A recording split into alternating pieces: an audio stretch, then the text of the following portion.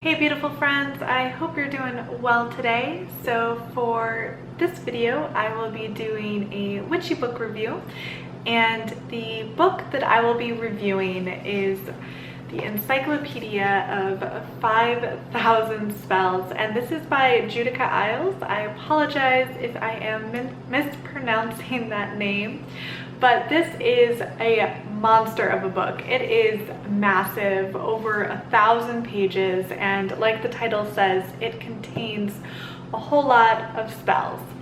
Now, I have both good things and bad things to say about this book, starting with the fact that this is a reference book, and it does say that even on the cover. It says the ultimate reference book for the magical arts. So what this book is it contains a huge compendium of spells coming from a variety of different traditions, cultures, techniques, though it is in fact a reference book. So this book does not really have that much of an introductory section talking about spell work in general. What is spell work? How does it work? How do various cultures use spell work, and how have they used spell work in the past versus today? So it really doesn't kind of delve too much into what exactly is spell work and how it works and how you can do spells and how you manifest. Instead, it is a compendium, a list of a large variety of spells that are categorized in a really clear and concise way. So it is a great reference book if that is what you are looking for, but I would not recommend this book if you are new to spell work and spellcraft. So one of the things I really liked about this book is that it does contain a huge variety of spells from a lot of different cultures and time periods, and it really does span a wide variety. So you'll find stuff in here from ancient Egypt all the way to modern Wicca. And there is a really great index in the back too that I really like. So for example, say you have some rose quartz and you want to use a rose quartz in a spell. Well, you can look up rose quartz and it'll show you all the spells that contain that crystal. Or if you have a particular herb like rue, you can easily reference and find all of the herbs that or all of the spells that contain that particular herb. Or if you're looking for spells from a particular region of the world like Central America, you can use the index to find all of that.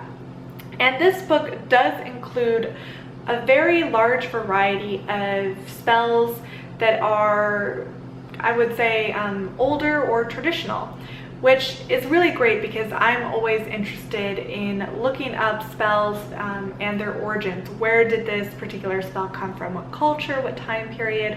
What was the original intention for that spell? And I do like that it does include a lot of traditional spells. However, it is very concise. It only really gives you maybe a paragraph of information on how to perform the spell or any historical information.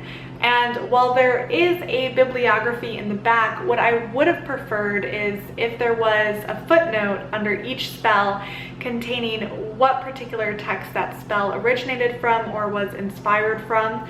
That way I could do some of my own additional research if I wanted to in really tracing the origins of that particular spell. The back of this book also does include a section on correspondences, which is great.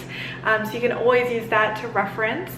And for me personally, in my particular spell technique that I like to employ for myself, I tend to write my own spells a lot of the time because I believe that spells that you write and create yourself are more impactful than ones that you merely pick up from a book. So while I do like to research spell work, I find it fascinating. For me personally, in my own practice, I tend to create my own spells. So I definitely use correspondences. So it is great having this in correspondence section. And then I also look to this book for inspiration a lot of the time as well. So that's a really great thing about this book that it does contain so much information, though I do wish there was a bit more of an investment in that bibliography. So if anyone wants to do further research, they could. And I wish that some of the spells that were more historic and did have some really interesting origins, that she gave the space to go into that a little bit more, because I find that so fascinating. So that is something to consider. This book does contain a wide variety of different types of spells, and in the table of contents, the spells are basically broken down into different sections. So there's a section on banishing spells, on cleansing spells, on love spells, on prosperity spells. It goes on and on and on. So in each section, say you're looking for a prosperity spell, you might find 10 to 15 spells in that section. And those spells, some might be from certain regions of the world, some might contain certain herbs. So you'll find a good variety of types of spells within each section. There are a lot of spells in here too that I wouldn't necessarily qualify as spells, more as folklore traditions of a particular culture. So for example, there's a lot of spells that might consist of placing a certain herb under your pillow.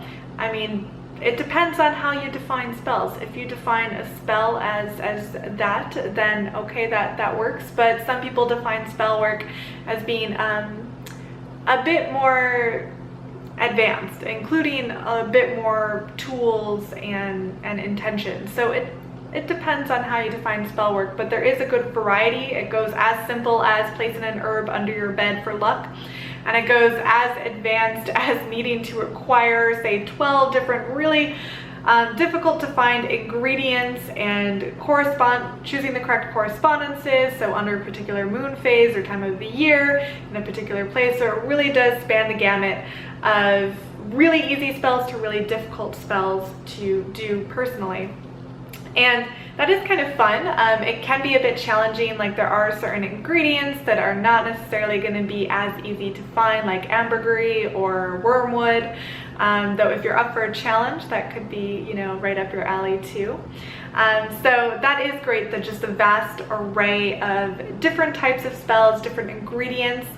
There's also a lot of a good collection of different magical oils and instructions for making those, which is great. So overall, this book has been an excellent resource for me. I love having it on my bookshelf with my other magical texts, and I do reference this book a lot actually in my own personal practice. Though I would definitely reiterate and say that this book is not really for beginners. It doesn't really talk too much about spell work, how it works, what it is, and it is very much, as it states, a reference book. So if that's what you're looking for, then this is an excellent reference. And I definitely am planning on looking up the other books written by Judica, because I am curious to see some of the other reference books that has been written. So I'd love to hear from you guys too. I want to hear if you also have this book, what your thoughts are of this book, and then also if you have a particular spell book that is your favorite spell book. I would love to learn that, as well as I'm always looking to expand my own personal collection. So thank you guys so much for watching this review today, and I really appreciate it, and I will talk with you all next week. Bye.